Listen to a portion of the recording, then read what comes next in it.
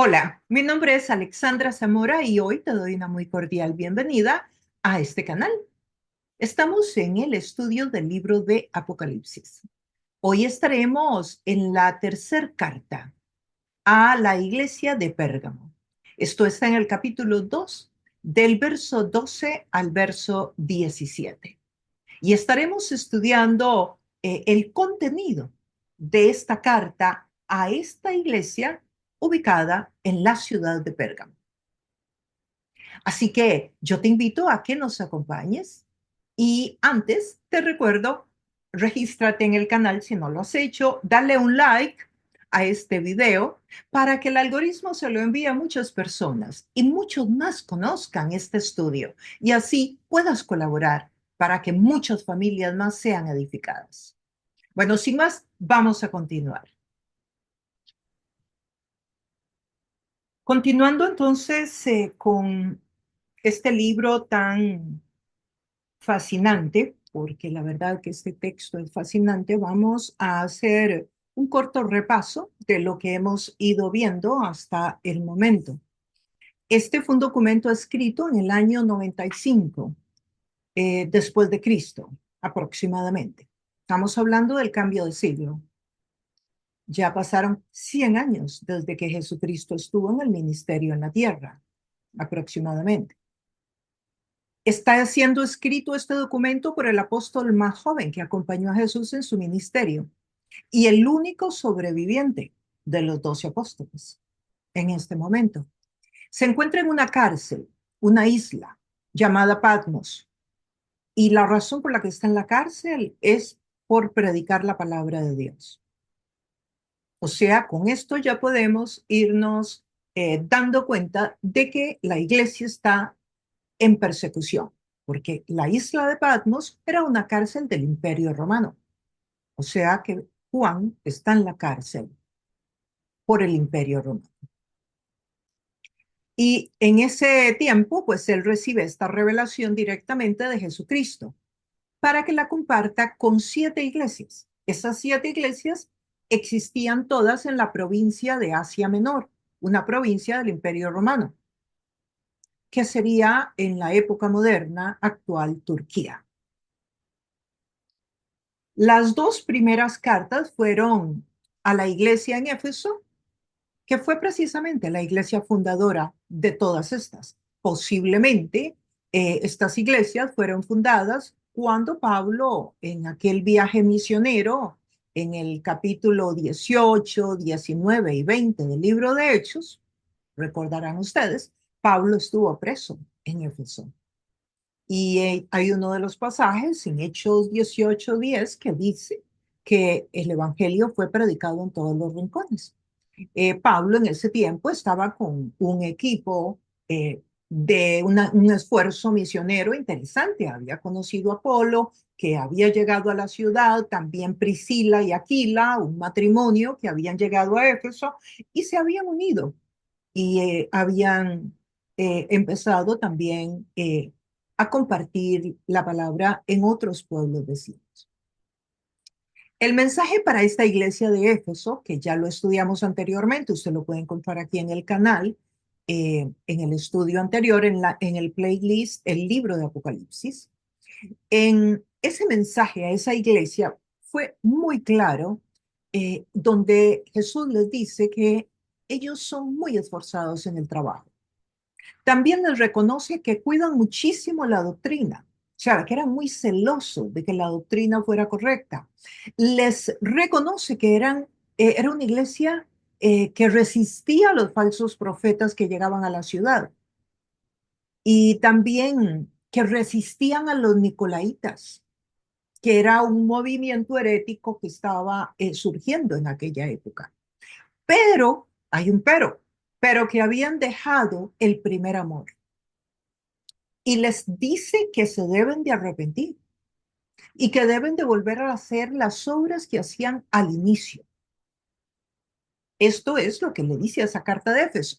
La segunda carta, que también la estudiamos ya, fue a la iglesia de Esmirna, una iglesia a unos 50 kilómetros de la de Éfeso, que por cierto no aparece en el libro de Hechos como una de las iglesias fundadas en algún momento, pero aparece acá en el libro de Apocalipsis. Sí sabemos que estas eran iglesias históricas, o sea, iglesias que existían en aquel momento. A Esmirna le dice que a pesar de que sea una iglesia que está en una ciudad donde se adoraban muchos dioses, y era un requisito además adorar y presentarle incienso al emperador una vez al año para que éste le entregara un certificado a la persona y de esa manera no fuera perseguido. O sea, ahí es donde está Esmirna.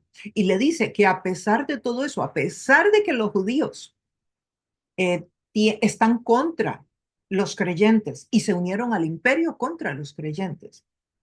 A pesar de que los gremios de oficio, recordamos que yo les compartí que los oficios o lo que serían hoy las profesiones se aglutinaban en gremios, trabajaban por gremios. Entonces, digamos, como el gremio de los carpinteros, el gremio de los que trabajaban el metal, el gremio, eran por gremios. Bueno, estos gremios no querían hacer negocio con los creyentes.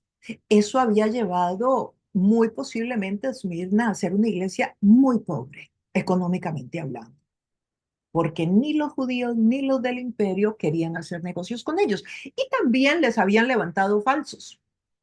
Dice el texto que les levantaron blasfemias. Y nosotros estuvimos estudiando que una de las blasfemias contra los cristianos, según Plinio, un historiador que también fue del Imperio Romano, pero era historiador, dice que a los creyentes se les adjudicaba que comían, que eran carnívoros, que comían gente, que comían seres humanos. Y todo esto era por la mala información, la desinformación que existía alrededor de la cena del Señor. Otra blasfemia de la que se acusaba a los creyentes en Esmirna era que eran ateos. Y esto es porque los creyentes no tenían un Dios con imagen. Entonces se les adjudicaba que eran ateos. Eran blasfemias que se creían, como hoy mismo. Oye, usted puede apreciar que muchas veces se dice una mentira de un ser humano y se dice tantas veces que la gente la llega a creer. Y hay gente que llega inclusive a reaccionar como si eso fuera verdad. Lo podemos ver en estos tiempos, precisamente en el campo de la política. Es muy fácil de apreciar en ese campo porque lo vemos en los noticieros, lo vemos acá, allá, y cuando vemos, pues ya están queriendo matar a alguien. ¿Por qué? Porque la mentira hizo efecto. Así que estas dos iglesias tenían diferentes retos. Sin embargo, a esta de Esmirna, Dios en la persona de Jesús le reconoce que está en esta ciudad donde se tenía que adorar al emperador, pero sin embargo no había negado su fe, no había doblado las rodillas delante del emperador, se había resistido a pesar de que era una iglesia que la estaban arrinconando, por decirlo así, y que tenía otros tipos de acoso de parte de otros grupos en la misma ciudad. Bueno, ahora nosotros vamos a entrar a la carta que le está mandando Jesús a la iglesia de Pérgamo. Esta iglesia de Pérgamo tenía algunas particularidades que estaremos viendo conforme avancemos en el texto. Y entremos al texto entonces. Es el verso número 12. Es el capítulo 2 del libro de Apocalipsis, verso 12. Ahí comenzamos. Inicia y escribe al ángel de la iglesia en Pérgamo. El que tiene la espada aguda de dos filos dice esto.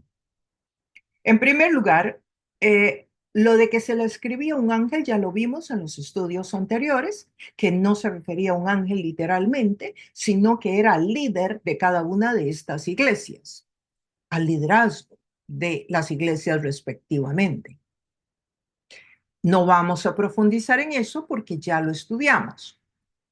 Ahora, Pérgamo, la ciudad a la que le está escribiendo esta carta. Sabemos que Juan tenía que escribir 7 veces porque el mandato de Jesús era que escribiera a cada una de las iglesias una carta. O sea, no era una carta circular como las que Pablo enviaba, que mandaba una carta y se llamaban cartas circulares porque las llevaban de iglesia en iglesia. Usted recuerde que los papiros no eran muy fáciles. Estamos hablando de un rollo de unos 5 metros, estamos hablando de un rollo grande. Entonces, no era que se podían manejar con mucha facilidad. Sí, no es como hoy que tenemos el papel o inclusive la computadora, ¿verdad? Bueno, Pérgamo fue la capital de Asia Menor por muchos años, varios siglos, de hecho.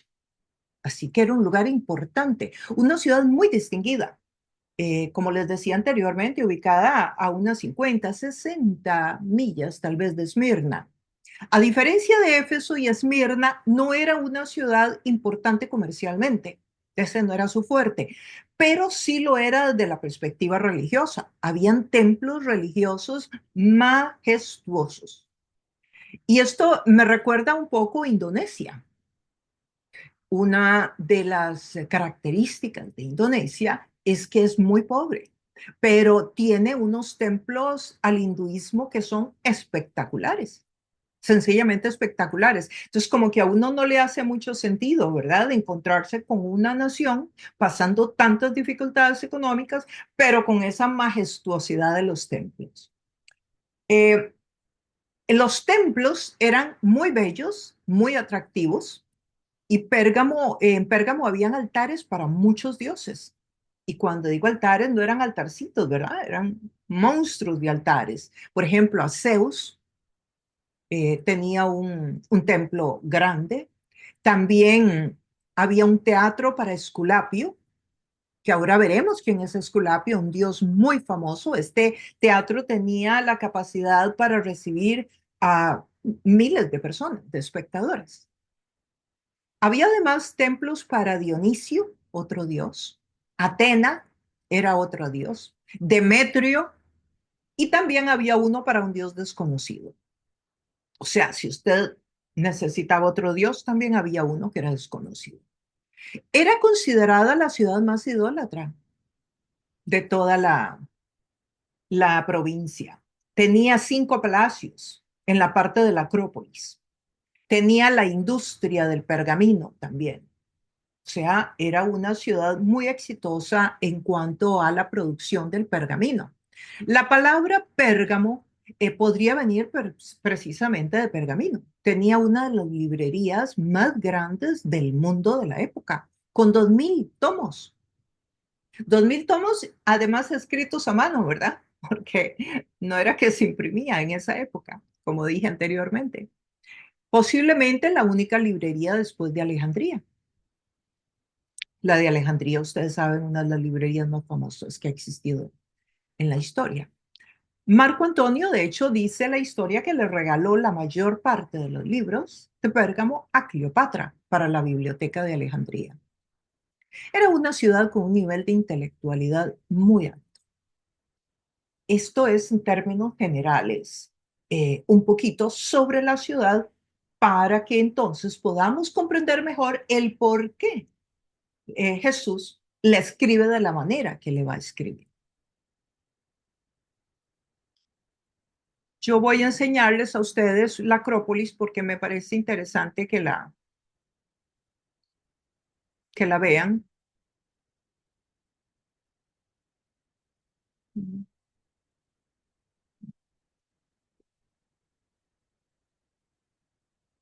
No, ¿verdad? Ustedes no ven nada ahí. Sí, Sí, estaban viendo. correcto. Ah, la foto, ok. A ver, déjame ver. Ok, esta la están viendo. Eso era la Acrópolis. ¿Ven qué cosa tan enorme? ¿Verdad? Uno piensa en el primer siglo y uno puede pensar pues que no era un lugar tan grande, pues ya pueden ver que sí, era un lugar enorme. Aquí están todos los templos que estaba yo mencionando. Y la Acrópolis se llama Acrópolis porque eran lugares establecidos en lugares altos. Ustedes saben que en los tiempos antiguos las ciudades eran protegidas de diferente manera. Una de ellas era que se establecían en lugares altos. En este caso, Pérgamo está en la piedra, en la parte de arriba. En otros casos también las ciudades se protegían por unas murallas, que hoy cuando usted visita los países del Medio Oriente, por ejemplo, se encuentran los mercados de la ciudad ahí adentro. pero en realidad en un tiempo fueron las ciudades y esas murallas alrededor del mercado eran las murallas de la ciudad. Se llaman las medinas en los países árabes. Así que esta era la Acrópolis. Esta es una foto que nos puede ilustrar a qué me estaba refiriendo anteriormente. La Acrópolis de Pérgamo. Lugar bellísimo y muy, muy distinguido.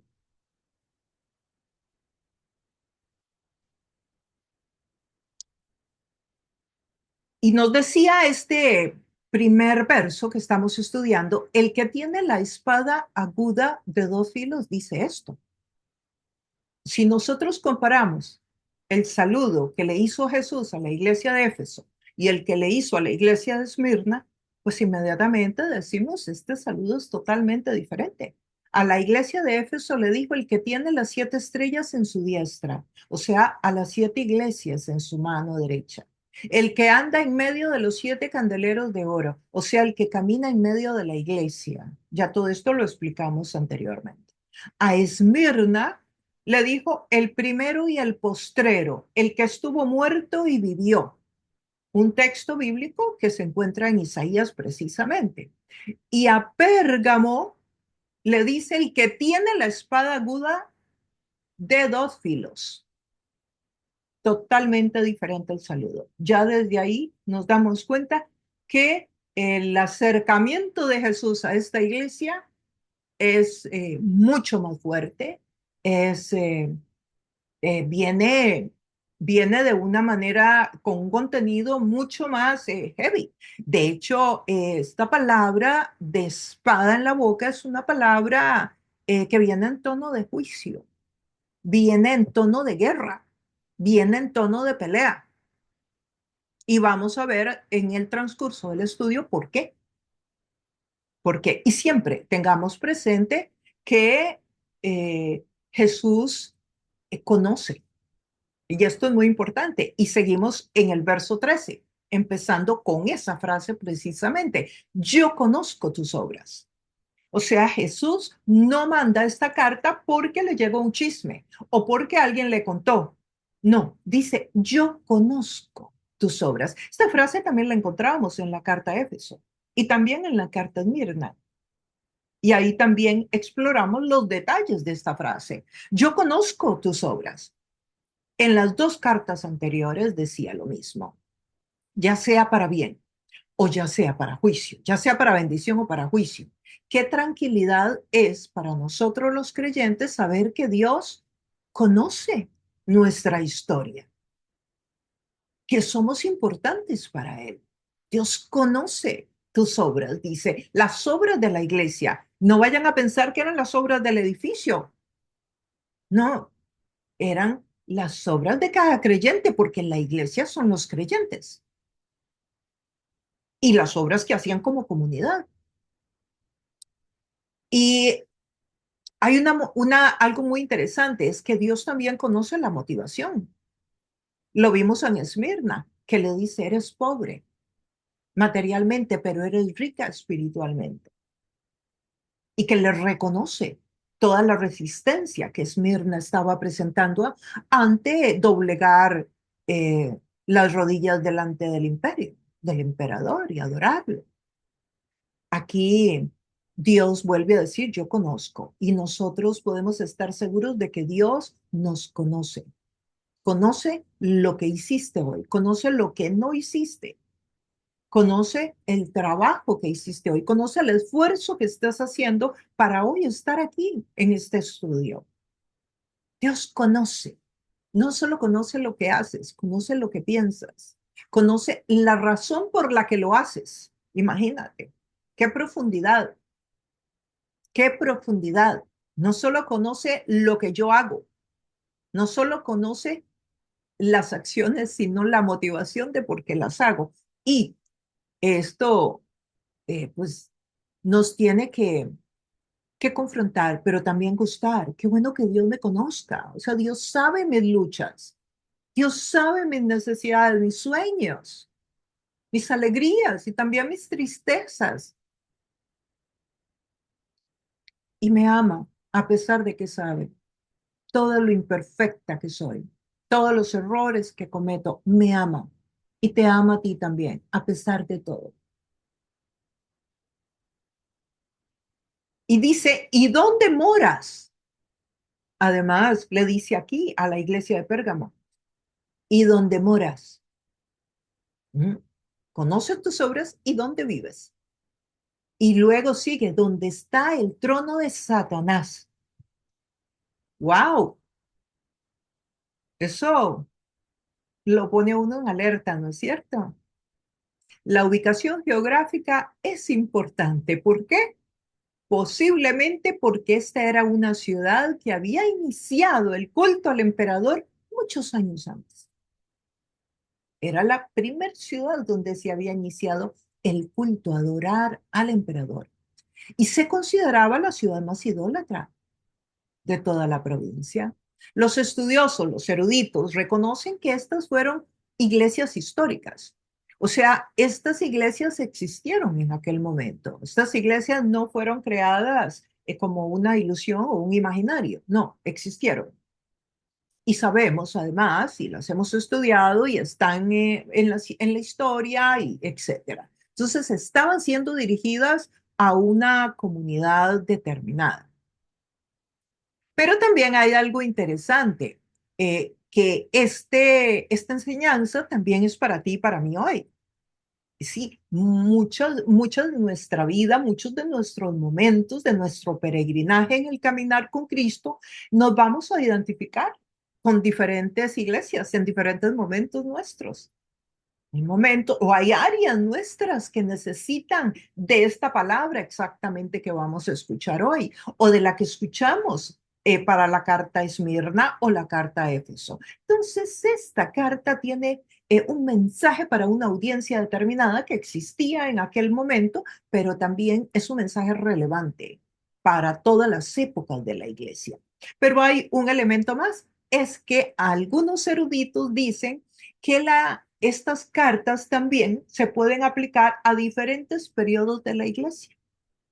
Y esto me parece interesante de conversarlo, que la iglesia de Pérgamo está representada en la iglesia universal durante el periodo del año 313 al año 606 después de Cristo. Y como algunos de ellos lo estudian es de la siguiente manera, que la carta a Éfeso representa la Iglesia Universal del año 33, cuando Jesús ascendió a los cielos, al año 100, o sea, la época en que Juan está escribiendo precisamente. Que la carta a Esmirna representa la Iglesia Universal del año 100 al 312, la época de la persecución. La mencionamos en el estudio anterior, que de aquí, esto se está escribiendo en el año 95, pero de aquí a 100 años, los cristianos serán devorados en los entretenimientos públicos del imperio, por leones, por fieras salvajes. A 100 años habrá ese tipo de persecución. Entonces, la iglesia de Esmirna, que representa ese periodo de años, de esos 3 siglos, y la de Pérgamo, que representa la Iglesia Universal del 312 al 606. Y voy a explicar por qué, porque me parece que podría ser algo interesante para aprender. ¿Por qué la de Pérgamo del 312, que es la que estudiamos hoy, al 606 después de Cristo? Porque cuando el emperador romano en el año 313 se convierte al evangelio, después de toda esa persecución sangrienta a los cristianos, que los quemaban vivos, que los metían en aceite hirviendo, que los llenaban de petróleo alrededor y los ponían a guindar de los árboles con fuego y para que fueran lámparas en los jardines. O sea, unas cosas que horribles pasó la iglesia, horribles. Pero en el 313 el emperador tuvo una visión y en esa visión eh, él dice que conoció a Jesús y se bautizó y entonces todo el imperio lo siguió y el imperio también se hizo cristiano. Entonces la iglesia Empezó, entonces la iglesia se llenó, pero se llenó de gente que estaba entrando para complacer al emperador. Imagínense quién iba a complacer a esos emperadores, si eran como psicóticos, o sea, mataban a cualquiera, o sea, era un liderazgo totalmente dictatorial, conquistaban el mundo a espada, o sea, claro que los súbditos eran personas muchas veces que habían sido regiones conquistadas.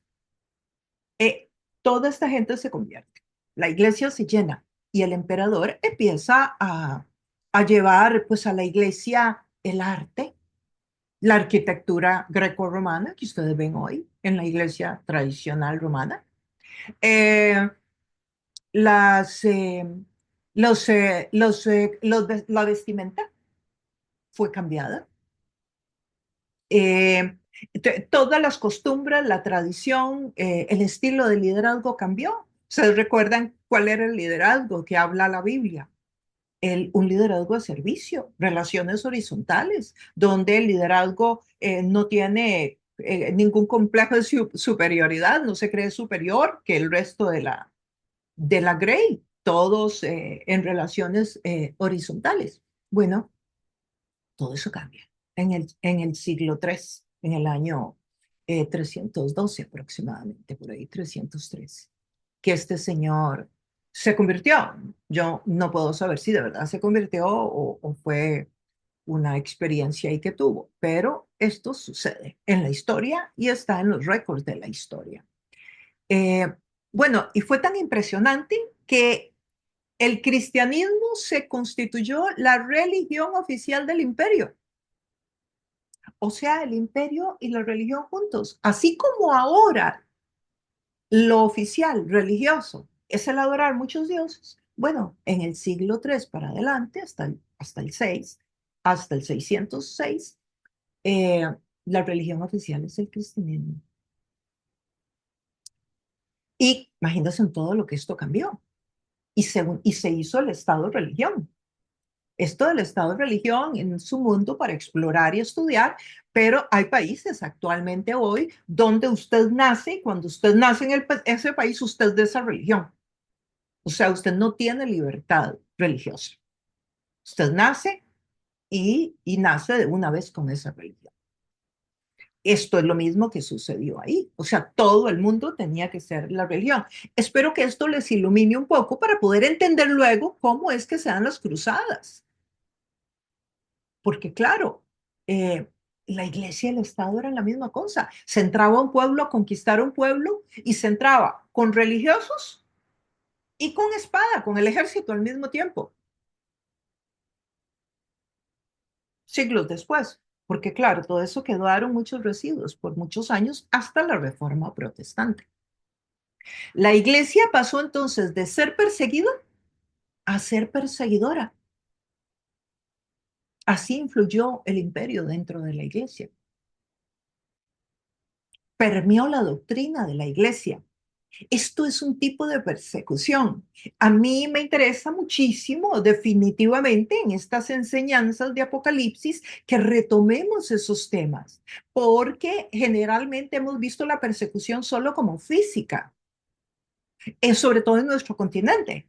Y pensamos en la gente que está en el norte de la India, en el norte de África, en los países asiáticos, donde el evangelio es cerrado, el evangelio, donde no se puede predicar a Cristo, donde no se puede tener Biblia. Sí, yo sé que ahí hay persecución física. Aquí, en este continente, nosotros tenemos una persecución que viene desde adentro de la iglesia, parecida a la que sucedió en el siglo III, que no es contra las personas, sino diluyendo la doctrina, cambiando el mensaje desde el púlpito. Es una persecución que no es física, es más espiritual y es desde adentro, cambiando los fundamentos, diluyendo el evangelio, modificando el mensaje desde adentro. Usted podría creer que todo esto eh, está sucediendo en las iglesias de Asia Menor. Todo esto va a llegar a suceder muy pronto.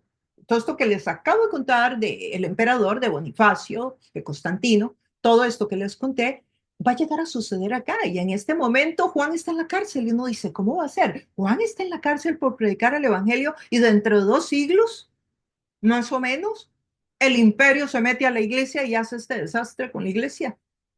Así como se los estoy contando. Así es lo que va a suceder. Nosotros estamos hablando del futuro porque ya lo sabemos por la historia.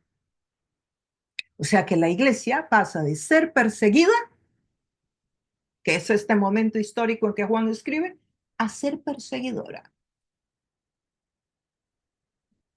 Claro, lo que se llamaba iglesia, ¿verdad?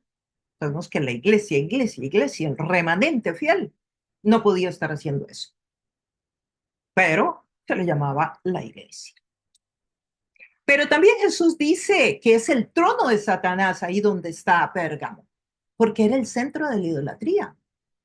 Adoraban y tenían templos para dioses muy notables. Les decía anteriormente que eran de la cultura griega, como el templo de Esculapio, que lo mencioné anteriormente. ¿Quién era Esculapio? El dios de la sanidad. Era la sede mundial de este dios de la sanidad. Pérgamo atraía muchos peregrinos.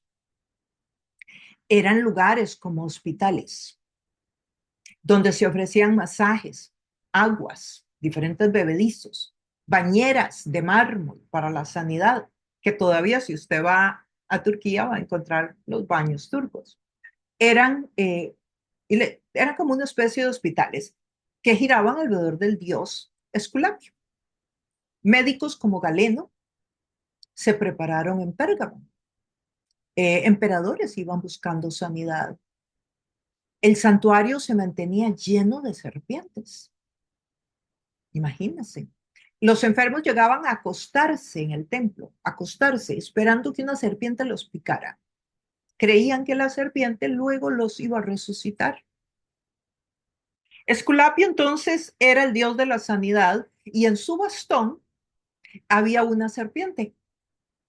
Esto es, por cierto, lo que origina que hasta el día de hoy haya una serpiente como símbolo de la medicina.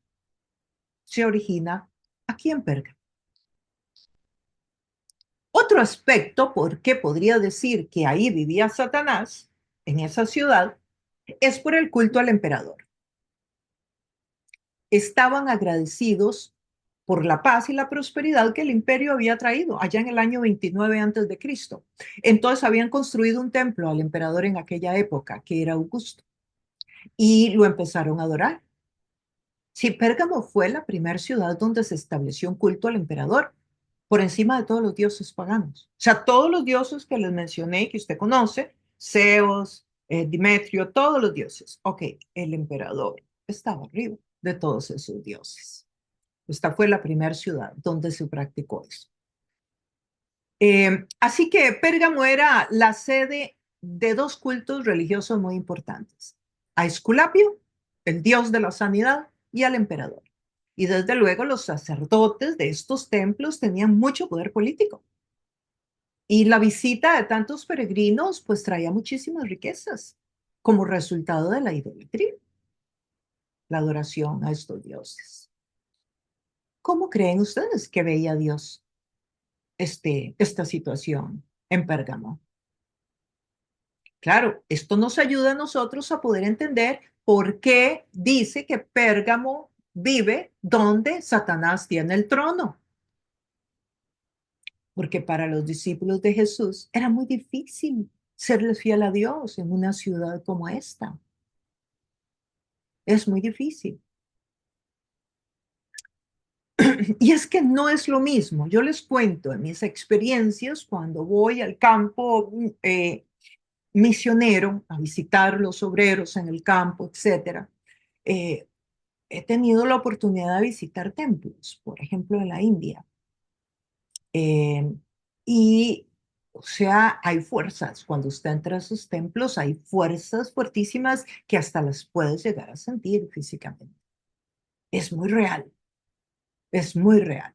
No voy a entrarles en detalle, pero quiero que sepas que es muy real. Yo he vivido, he tenido mis experiencias espirituales en esos lugares y he escuchado las historias que cuentan los obreros que están en estos lugares asignados, porque a pesar de que ahí está entronado Satanás, Dios tiene una iglesia ahí en Pérgamo, como también envía misioneros a países actualmente donde también Satanás está muy entronado. Satanás aquí representa la autoridad oficial y el poder que se opone a la iglesia, un poder que resiste a la iglesia. Las evidencias de un estado iglesia. No participar del culto al emperador era una traición a la nación, una traición a la patria.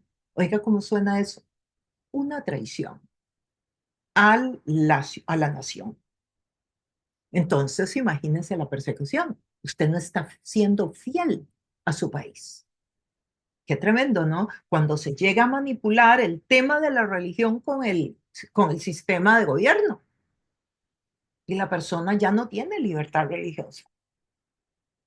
O sea, todo lo que usted hace puede ser contra la patria. Por lo tanto, si es contra la patria, hay leyes que aplican contra usted.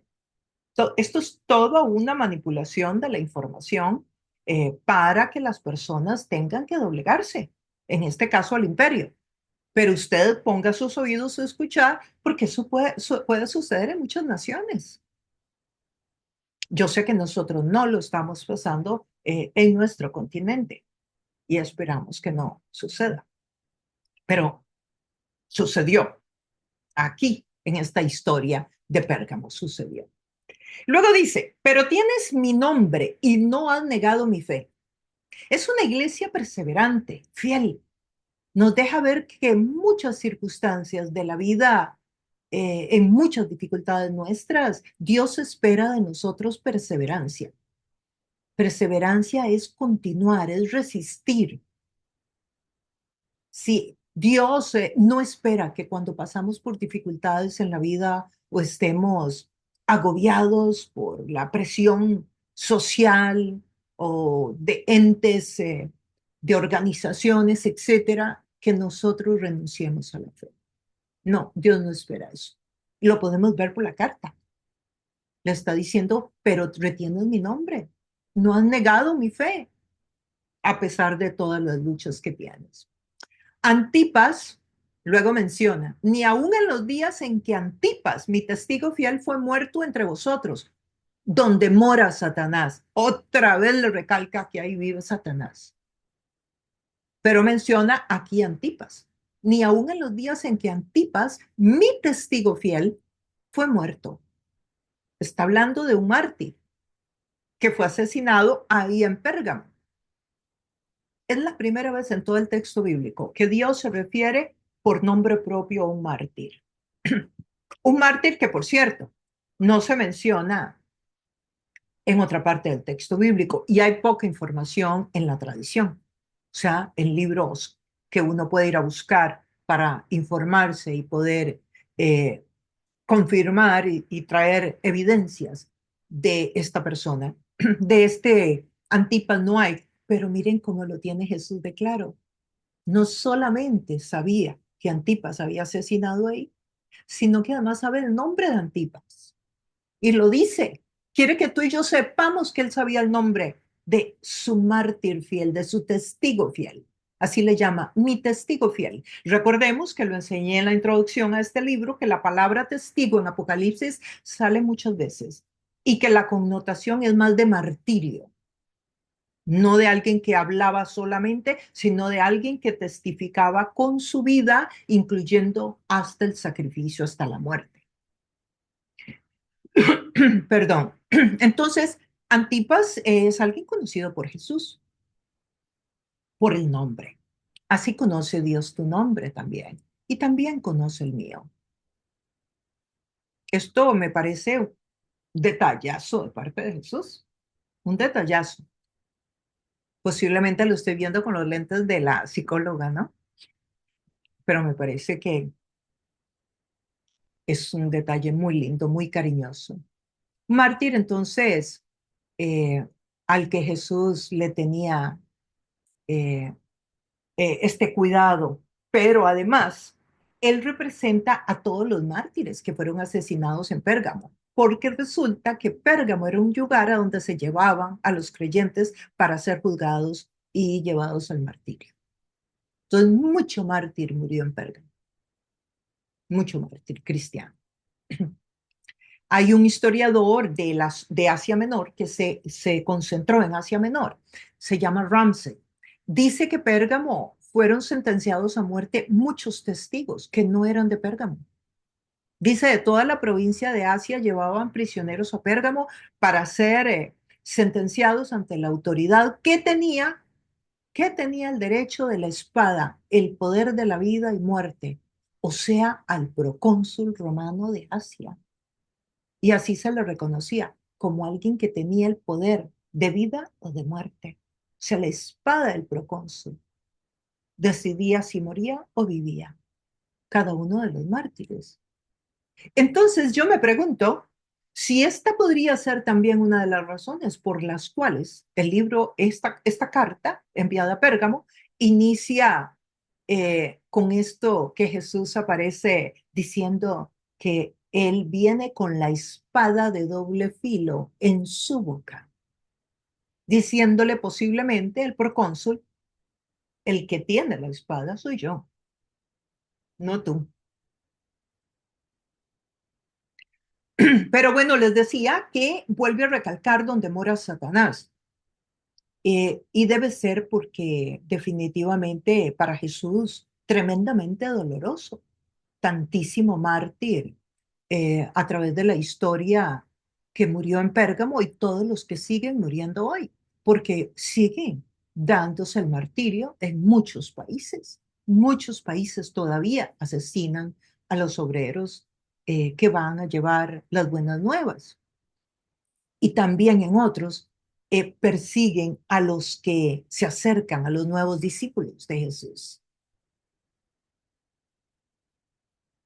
Entonces, nosotros sí vivimos persecución de alguna manera. Yo sé que también.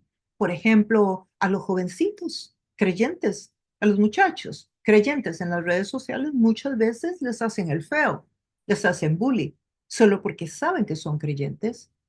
Eh, a muchas personas, su propia familia, cuando se acercan a Dios, los rechazan, no los invitan a reuniones sociales.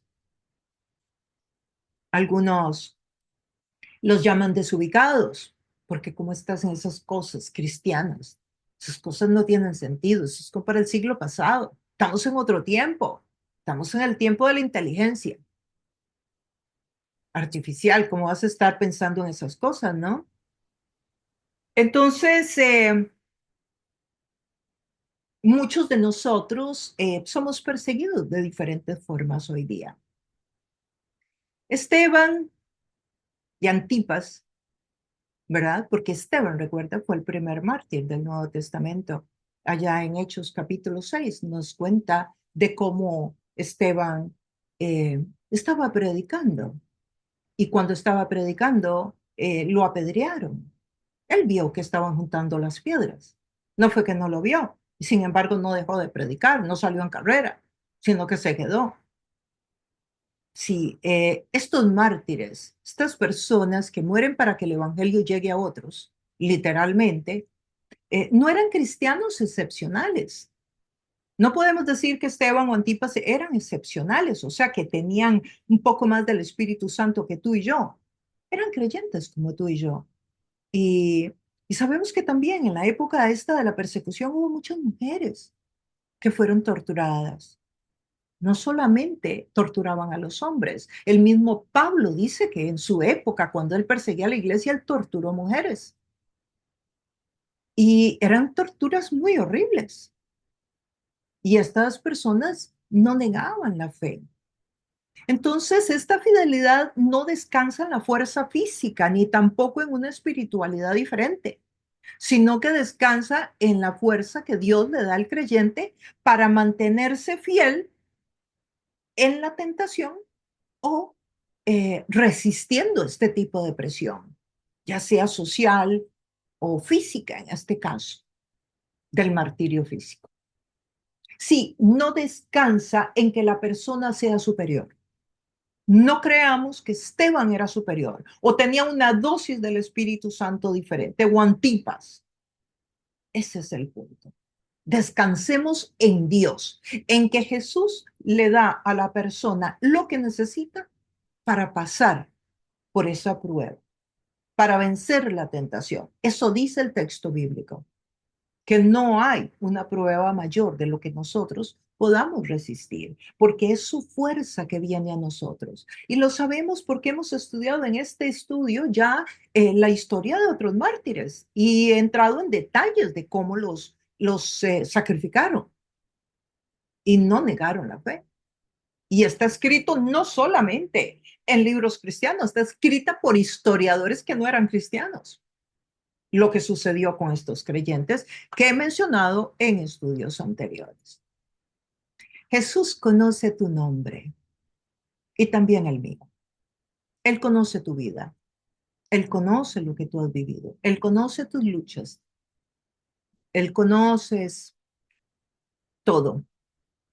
Cuando pasas situaciones difíciles, cuando alguien te rechaza, cuando has sido traicionado, cuando oras. Y Él tiene un plan para ti. Y tú eres importante para Él. ¿Sabes qué es lo más hermoso? Es que Jesús te amó antes de que tú fueras hijo o hija de Él, antes de que tú creyeras en Él. Ya te amaba. O sea, que no te amó porque eras perfecto, ya Él sabía que no lo eras. Ya Él sabía que no lo ibas a hacer.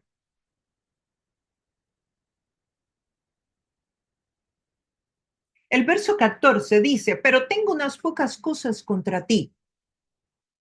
O sea, tengo un par de cosas contra ti. Eso me parece tan, ¿verdad?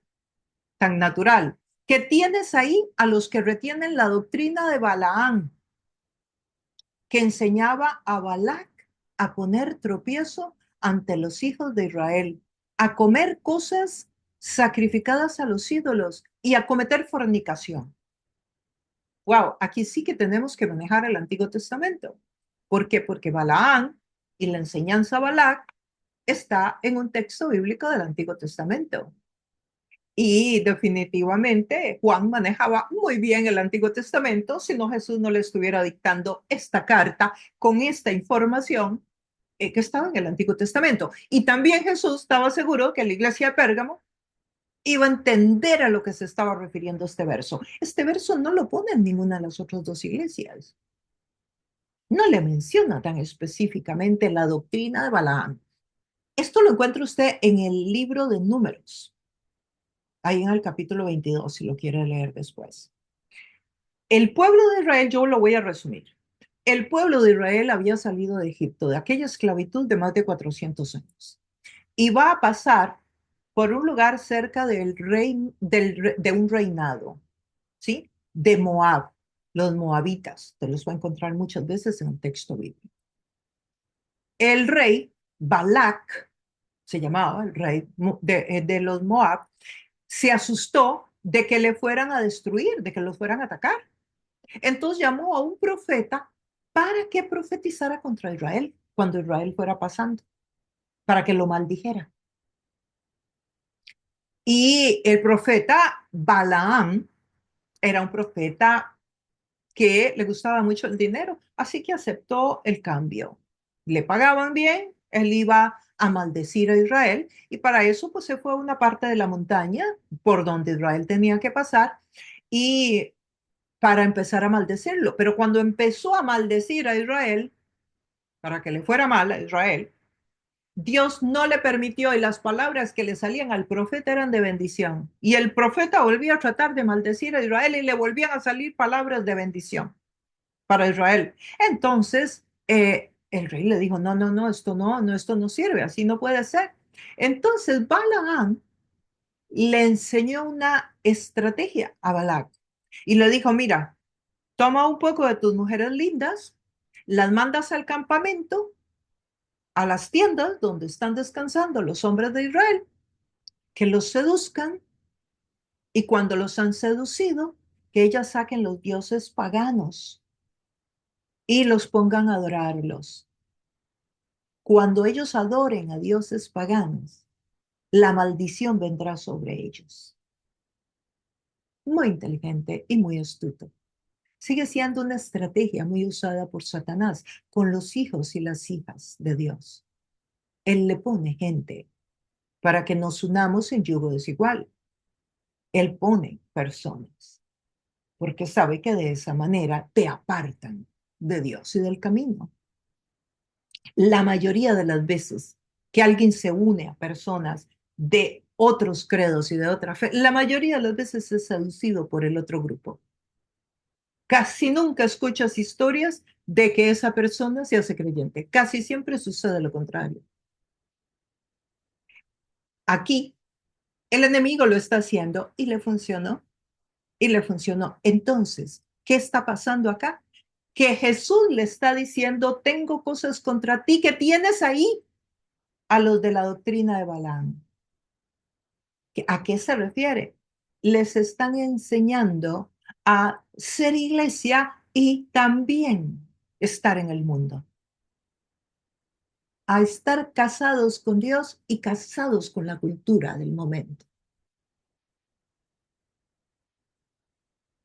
No es una persona, no es una iglesia que abandona a Dios, no, es una persona que tiene a Dios y tiene un amante en la cultura. O sea, sirve a los dos señores, como dice el texto bíblico. La iglesia de Pérgamo estaba creando alianzas con el mundo, estaba permitiendo que las doctrinas falsas entraran dentro de la iglesia, estaba casándose con los conceptos del mundo. Es que Dios llamó a la iglesia para que se diferenciara del mundo. Sí, que viviera en el mundo, pero que se diferenciara del mundo, para que fuera luz en medio de las tinieblas, para que fuera sal entre las naciones, para que parara la corrupción, no para que se uniera a ella. La iglesia se está casando con el imperio en este caso. Hoy día sería la iglesia casándose con los principios de un gobierno corrupto, que va en contra de los principios bíblicos. Eso así lo pone el doctor Juan Stam en uno de sus comentarios, precisamente. Y lo tengo, por si lo están viendo.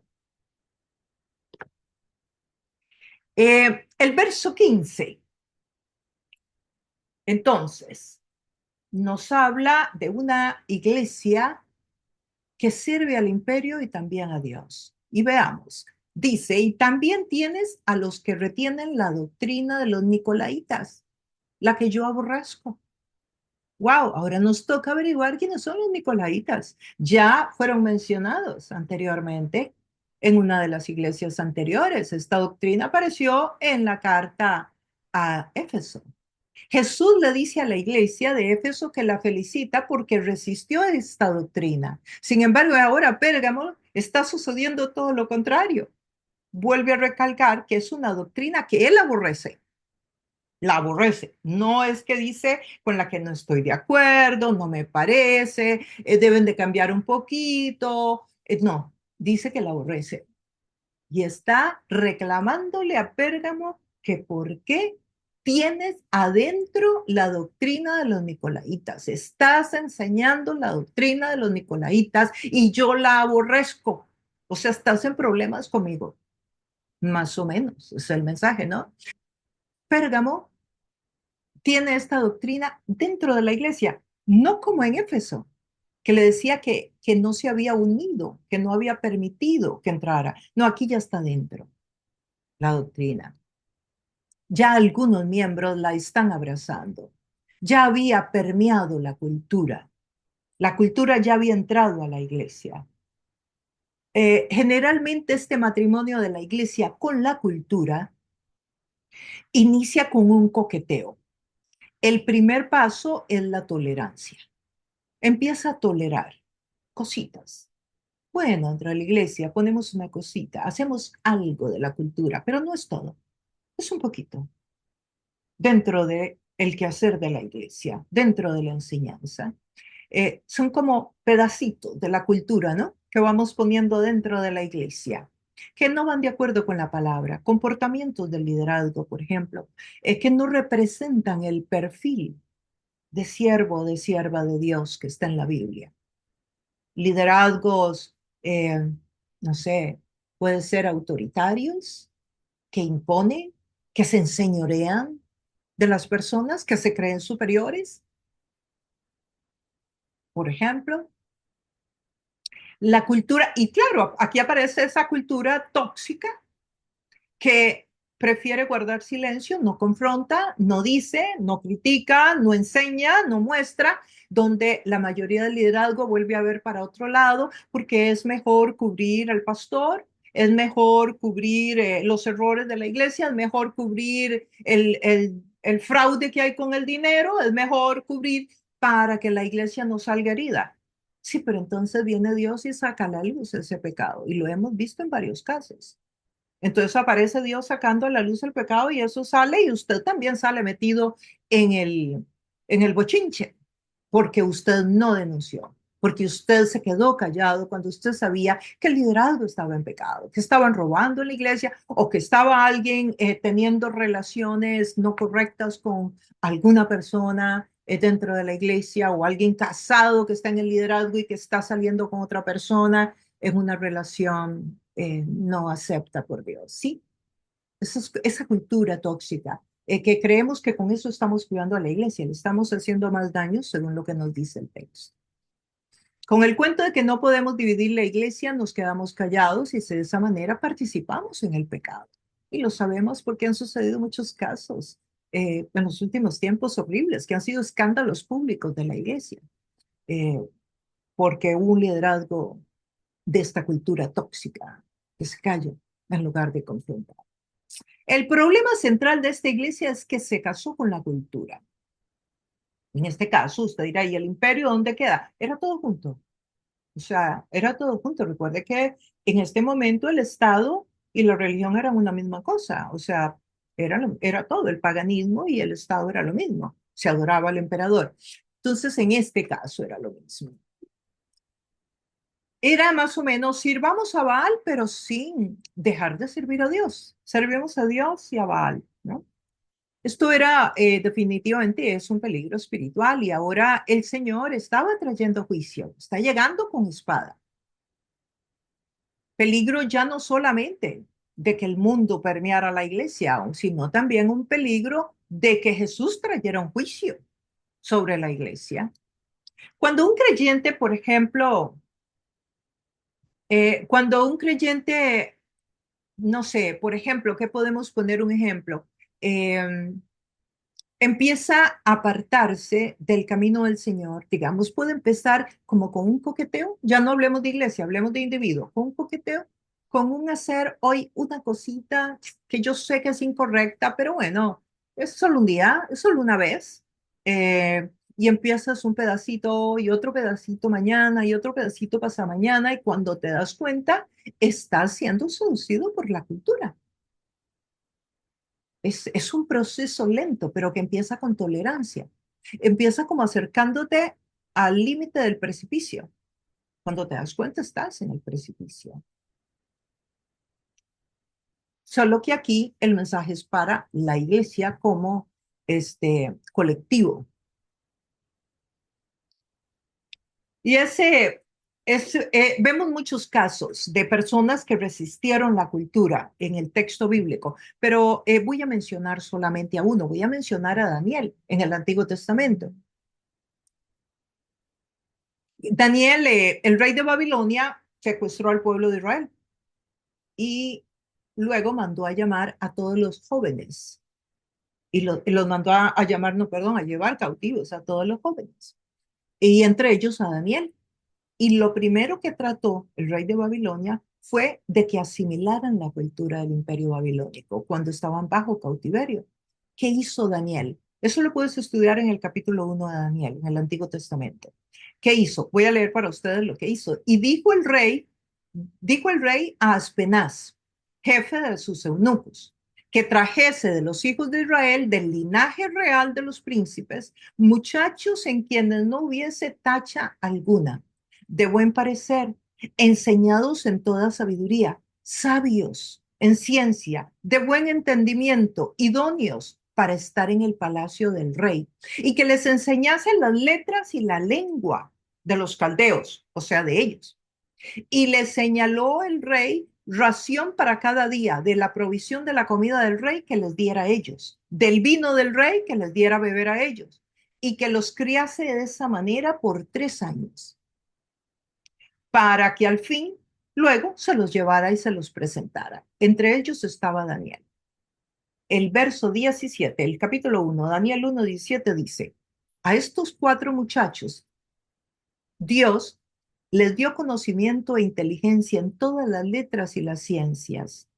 Y Daniel tuvo entendimiento en toda visión y sueños. Pero ¿saben qué hizo Daniel? Daniel habló con el jefe de los eunucos y le dijo que por favor lo dejara comer otra comida, vegetales y otra comida diferente de la que comía el rey.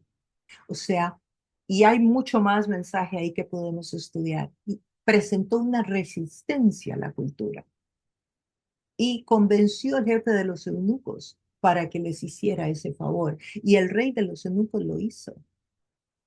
Y Daniel no se contaminó con la cultura del imperio babilónico. Y Daniel recibió todas las visiones que tú y yo sabemos y todos los sueños que tú y yo sabemos. Y de hecho es un libro que se conecta con el libro de Apocalipsis, que para entender Apocalipsis tenemos que haber leído algunos capítulos de Daniel y entenderlos.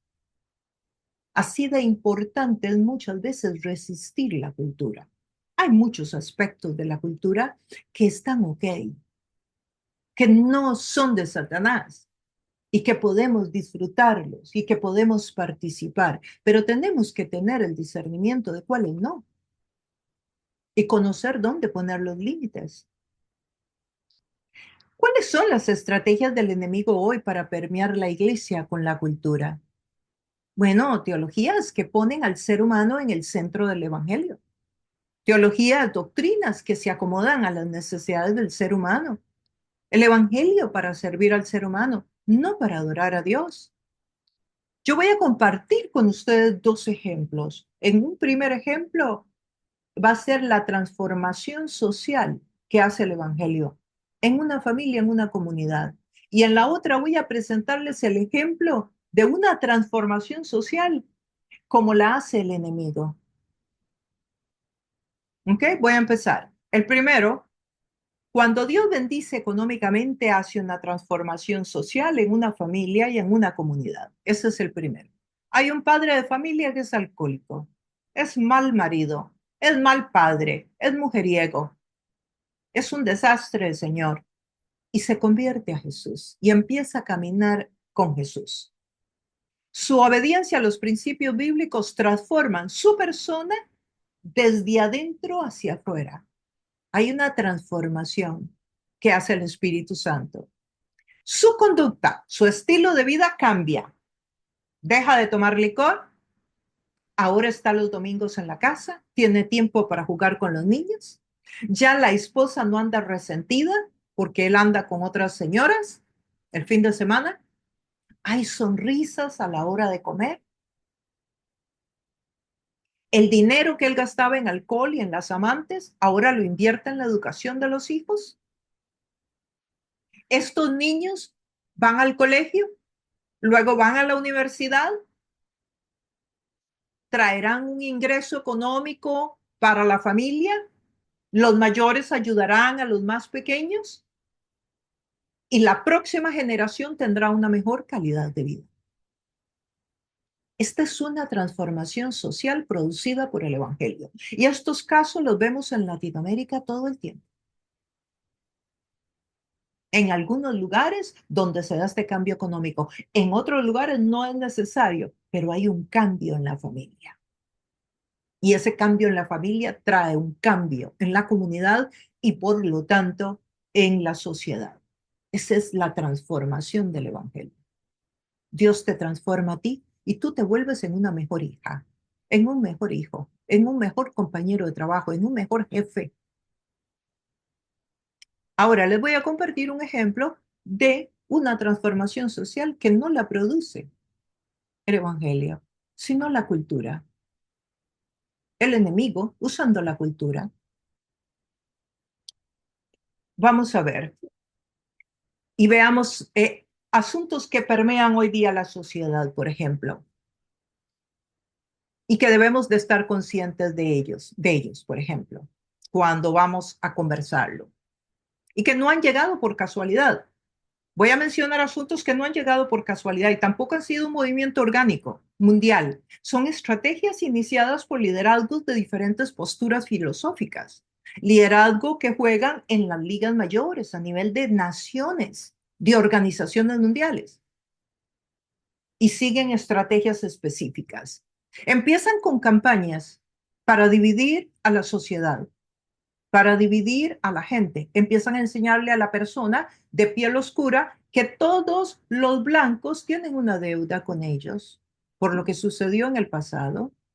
Empiezan a decirle a los hombres que tienen una deuda con la mujer porque la mujer no pudo votar en una época, porque la mujer no tenía oportunidad de estudiar en una época. A las personas obesas o que han comido lo que han querido toda la vida, etcétera, pues les dicen que las personas más delgadas tienen una deuda con ellos. A los pobres les dicen que los ricos tienen una deuda con ellos. A los países más avanzados que tienen una deuda con los países menos avanzados. Y esto empieza no solo a generar división, sino también odio entre los grupos. Este principio de la división y el odio es un principio ¿de dónde? ¿De quién? Claro, lo encontramos en Gálatas 5. Dice las obras de la carne, cuando el enemigo es el que gobierna, él lo que produce es división, es odio.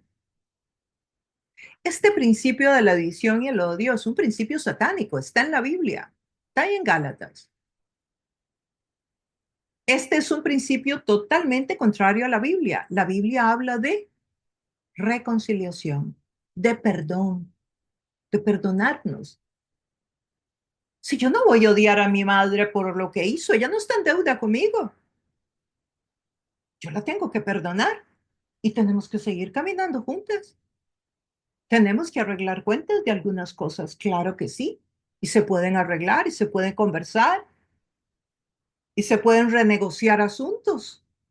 Desde luego que también. Y que hay fundamentos muy reales que nos pueden presentar muchas veces, pero la solución no está en el odio. La solución no está en la división. La solución no está en que un grupo le cobre al otro lo que sucedió en la historia. La solución es sentarse a la mesa, conversar. Reconciliación. Eso significa reconciliación. Las partes conversando, retomando temas, iniciando de nuevo nuevas negociaciones, nuevas conversaciones. El perdón es un principio bíblico. El confesar, sí me equivoqué, no debí manejarlo así. Esos son los principios que triunfan y los principios que habla la Biblia. Entonces, eh, en ambos casos que les he presentado hay transformación social, pero en uno una transformación social para bien y en el otro división y odio y no conversación. Por lo tanto, no hay esperanza de solución, porque ante el odio casi nadie conversa, la gente está enojada. Esos son casos en que la cultura empieza a entrar y a gobernar. Y nosotros como iglesia, pues tenemos que manejar bien qué viene de Dios y qué no viene de Dios. El verso 16 dice, por tanto, arrepiéntete, pues si no, vendré a ti pronto y pelearé contra ellos con la espada de mi boca. Tanto la herejía de algunos como la tolerancia de otros, ambos son culpables para Dios, y esto es lo que quiere decir aquí. Arrepiéntete, porque si vendré a ti pronto y pelearé contra ellos. ¿Quiénes son ellos? Tanto los que están en herejía como los que lo están tolerando. Y es que este proceso de servir a dos señores, tanto a la iglesia como a la cultura, es un proceso que inicia, como hablaba anteriormente, pequeños pasitos y cuando te das cuenta, estás envuelto en eso. Y aquí está Jesús a las puertas de esta iglesia diciéndole, aquí estoy con una espada de doble filo en la boca para venir contra ustedes, tanto los herejes como los que lo están tolerando. Y pelearé contra ellos con la espada de mi boca. O sea, es en guerra que viene. ¿Quién va a querer meterse en líos con Dios? Yo no. Luego el verso 17 dice, y el que tiene oído, oiga lo que el Espíritu dice a las iglesias. De nuevo, se refiere a ese órgano espiritual que nos permite escuchar a Dios. Al que venciere, daré a comer del maná escondido. Aquí menciona el maná. El maná es otro elemento que aparece en el Antiguo Testamento.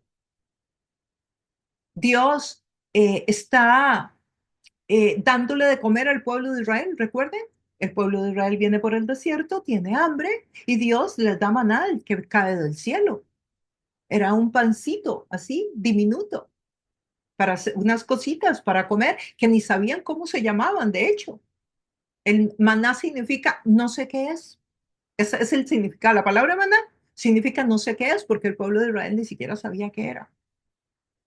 Aquí dice, al que venciere le daré a comer del maná escondido. ¿Cuál es el maná escondido? Él es el pan de vida. Juan 6:35 dice en el Nuevo Testamento, Jesús mismo dice, Jesús le dijo, yo soy el pan de vida. El que viene a mí nunca tendrá hambre. Y el que en mí cree no tendrá sed jamás. Y aquí menciona el maná. Dice, y le daré una piedrecita blanca, y en la piedrecita escrito un nombre nuevo, el cual ninguno conoce, sino aquel que lo recibe.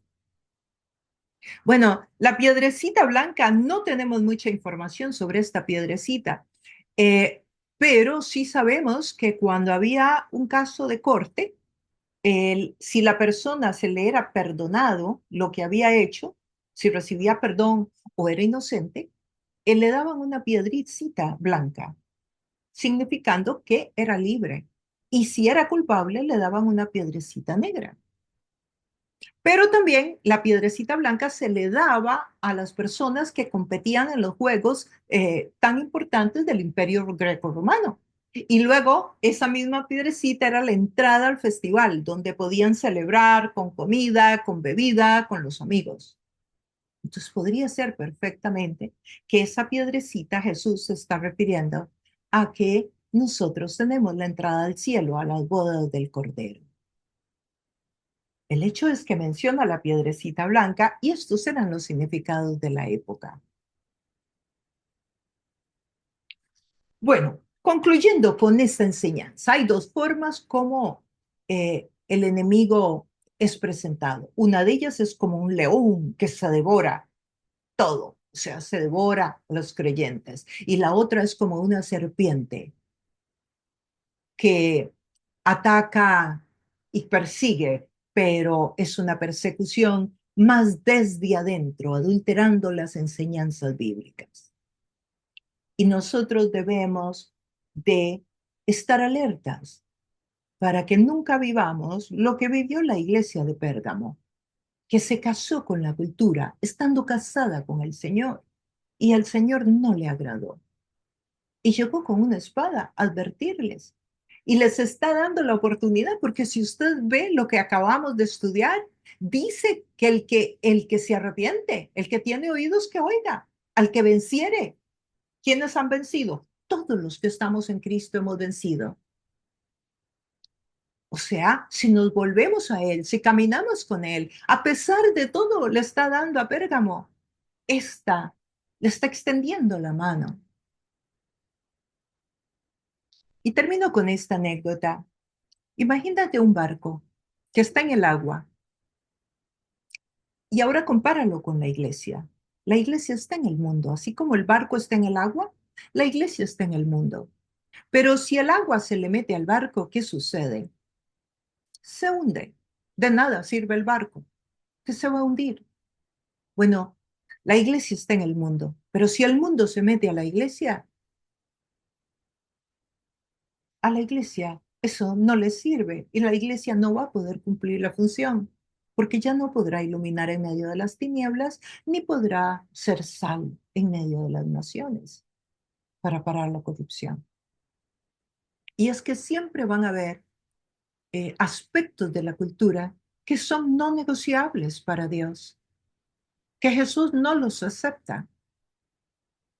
Pero también, desde luego, hay algunos aspectos culturales que nosotros podemos disfrutar como creyentes, porque Jesús nos puso en el mundo y el mundo es el lugar donde está la cultura. No importa el país donde vivas, no importa la cultura en la que hayas nacido, hay aspectos de tu cultura que no están contra el Evangelio. ¿Sí? Como nuestra comida, nuestra forma de vestir, el tipo de música que nos gusta, en fin, hay muchos aspectos culturales de cada grupo étnico que son totalmente válidos y que nos los dio Dios, son parte de nuestra identidad. Pero hay algunos aspectos de nuestra cultura que son no negociables para Jesús. Y entonces ese discernimiento debemos de tenerlo para saber dónde está esa línea divisoria. Si hemos abierto las puertas a la cultura, aspectos que no debemos negociar, que son no negociables para Jesús, entonces, ¿qué vamos a hacer al respecto? Esa es la invitación que Jesús nos hace hoy, a todos y a todas. ¿Qué vas a hacer con esos aspectos de la cultura que hay en nuestra vida que a Dios no le agrada y que Él nos llama hoy la atención y nos dice que Él aborrece esos aspectos de la cultura que están en contra del Evangelio? Queridos amigos y amigas, muchísimas gracias por habernos acompañado. Ha sido un gusto tenerte con nosotros. Esperamos que nos sigas acompañando en otros programas más. Bueno, sin más, te recuerdo, suscríbete al canal, dale un like al video para que el algoritmo lo envíe a mucha gente y tú puedas colaborar para que muchos más conozcan de la palabra de Dios. Bueno, un abrazo y nos vemos pronto.